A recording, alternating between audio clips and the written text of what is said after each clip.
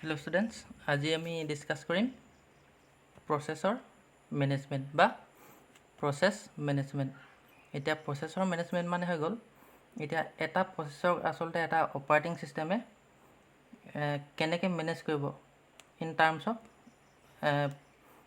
Job execution हेतु हो गल प्रसेसर मैनेजमेंट। इतना प्रसेसर मैनेजमेंट आमी आरो एटा टार्म आछे हेतु हो गल शेड्यूलिंग CPU शेड्यूलिंग বুলি কয়। হেতু আসলতে CPU शेड्यूलिंग মানে এটা কি হৈ গল, সাপোজ আমাক 5টা কাম কৰিব দিলে, আমাৰ হাতত 5টা কাম আছে। এতিয়া আমি ফাৰ্স্ট আমি কি কৰিম, সেই 5টা কামকে আসলতে আমি কেনেকে কমপ্লিট কৰিম। এতিয়া আমাৰ ব্ৰেইনটোত আমি চিন্তা কৰিব লাগিব, এতিয়া 5টা কাম কেনেকে কৰা হ'ব। আমি এনেকেও কৰিব পাৰোঁ, one job at a time।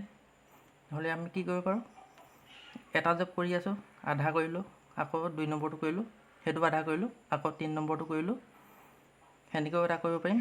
এতিয়া আমি চিন্তা কৰিব লাগিব আসলে কোনটো টেকনিকত কৰিলে আমাৰ জব 5টা জব লেস টাইম ল'ব।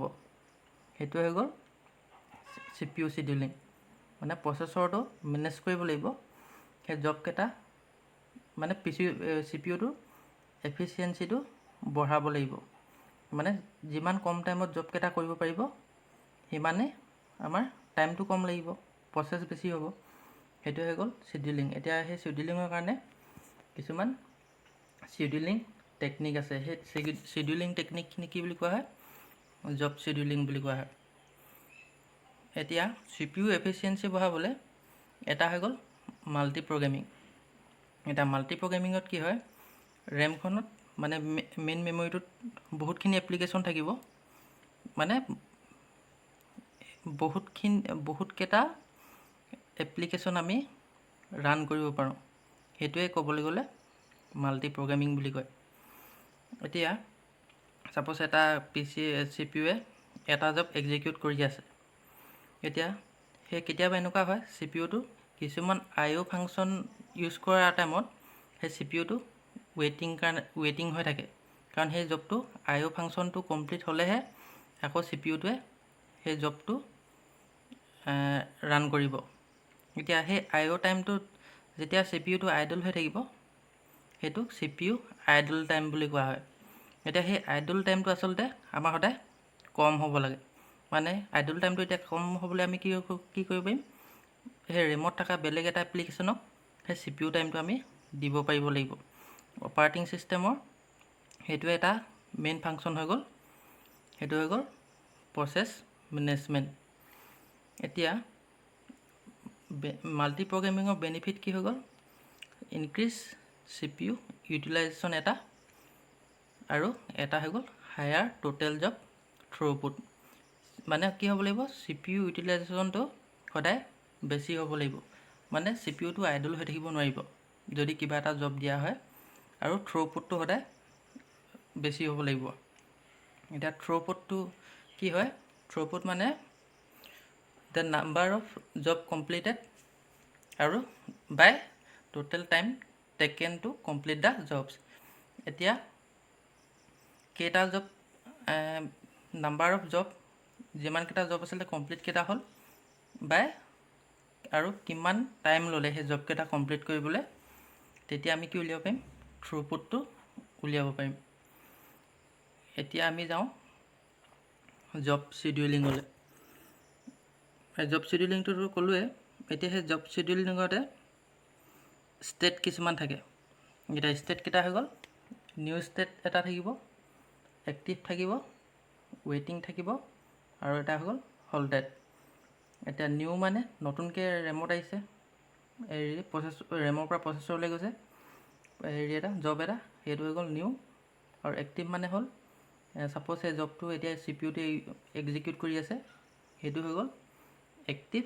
আৰু যদি সেই আইডল হৈ আছে মানে ৱেইট হৈ আছে CPUৰ কাৰণে, সেইটো হৈ গ'ল ৱেইটিং। আৰু সাপোজ জবটো এক্সিকিউট হৈ কমপ্লিট হৈ গ'ল, সেইটো হৈ গ'ল হল্টেড।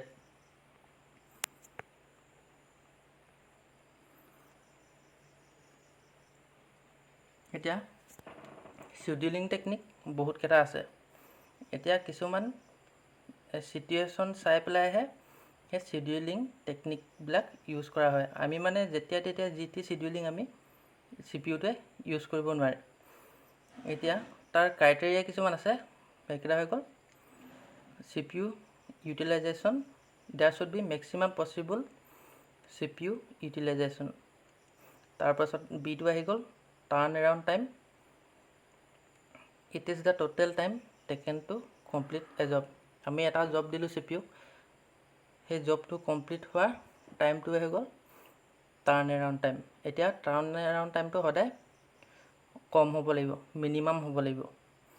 তাৰপিছত আহিলে ৱেইটিং টাইম, সেই CPU-টোলৈ ৰৈ থকা যোনটো টাইমটো এটা প্ৰচেছ জব হ'বলৈ, সেইটো হৈ গ'ল ৱেইটিং টাইম, সেইটো সদায় মিনিমাম হ'ব লাগিব।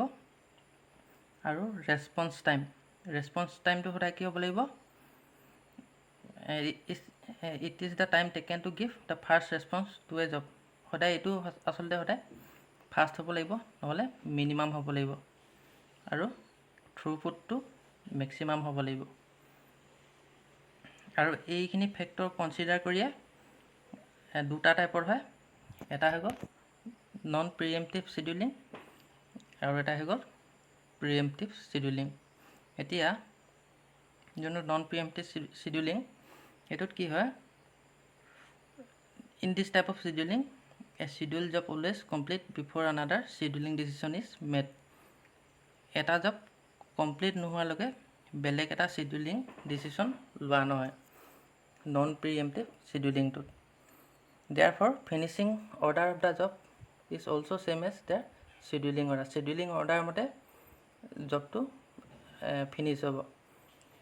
এতিয়া নন প্ৰিএম্পটিভ শিডিউলিংতে আকৌ কেইটামান কেটেগৰী আছে, মানে শিডিউলিং টেকনিক আছে।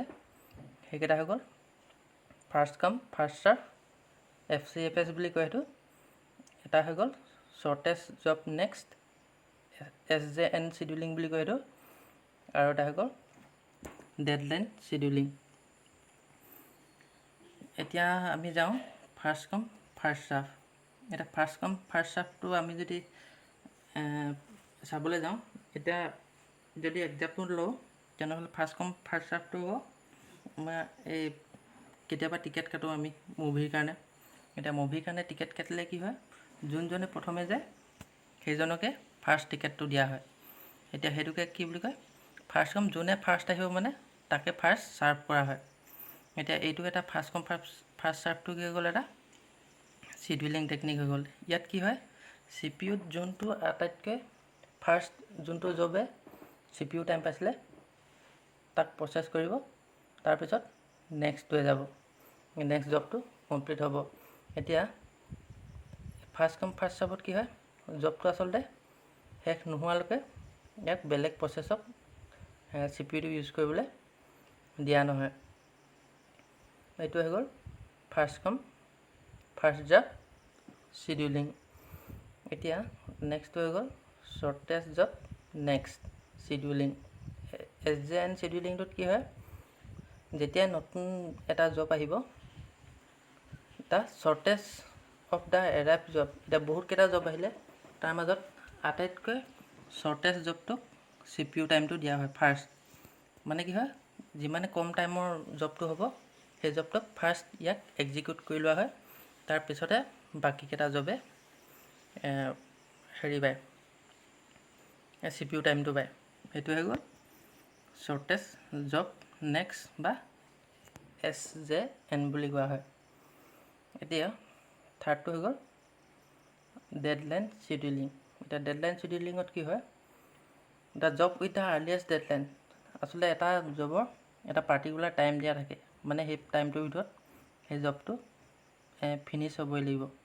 এতিয়া যোনটো জবৰ ডেডলাইনটো মানে টাইমটো কম থাকে, সেইটোকে ফাৰ্ষ্ট প্ৰায়ৰিটি দিয়া হয় CPU-টো ইউজ কৰিবলৈ।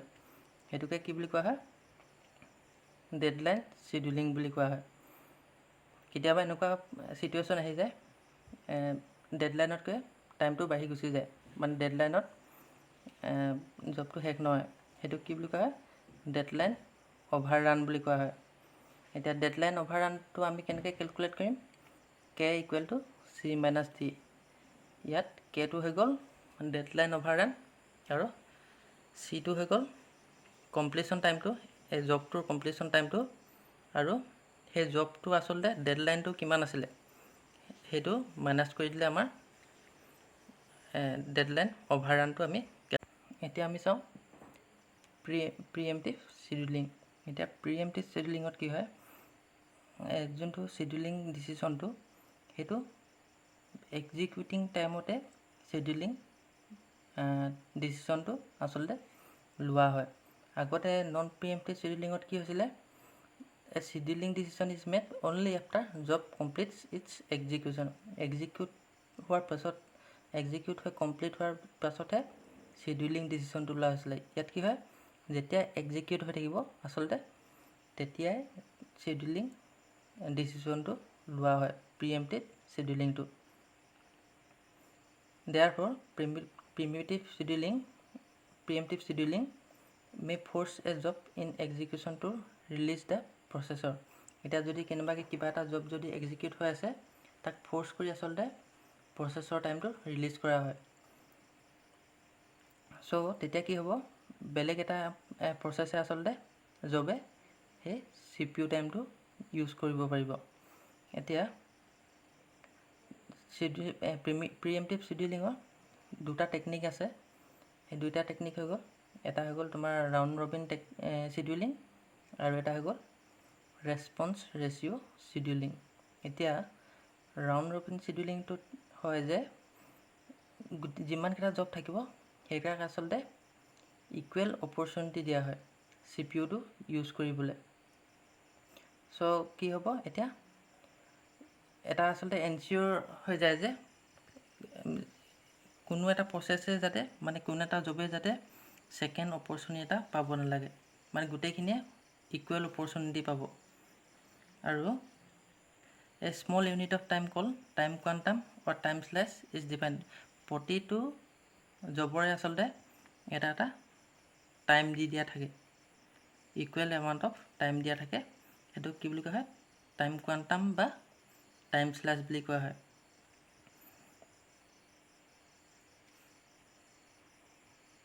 তাৰপাছত আহি গ'ল ৰেছপন্স ৰেচিঅ' শ্বিডিউলিং। এতিয়া ৰেছপন্স ৰেচিঅ' শ্বিডিউলিংটো আচলতে কেলকুলেট কেনেকৈ কৰা হয়, এল্পছ টাইম বাই এক্সিকিউশ্যন টাইম ৰিচিভ ডিভাইডেড বাই এক্সিকিউশ্যন টাইম ৰিচিভ। তেতিয়া আমাৰ কি ওলাব, ৰেছপন্স ৰেচিঅ'টো ওলাব। এতিয়া ইয়াত কি হয়, যোনটো জবৰ ৰেছপন্স ৰেচিঅ' আটাইতকৈ বেছি সেইটোকে জব প্ৰায়ৰিটিটো দিয়া হয়। when a short job arrives its response ratio is high, যদি জবটো শ্বৰ্ট হয় তেনেহ'লে সদায় ইয়াৰ কি হ'ব, ৰেছপন্স ৰেচিঅ'টো সদায় হাই হয় আৰু সি ফাৰ্ষ্ট প্ৰায়ৰিটিটো পাব CPUটো ইউজ কৰিবলৈ। এতিয়া তাকে ৰেছপন্স ৰেচিঅ' বুলি কোৱা হয়। এতিয়া আমি নেক্সট ক্লাছত ডিছকাছ কৰিম ষ্ট'ৰেজ মেনেজমেণ্ট।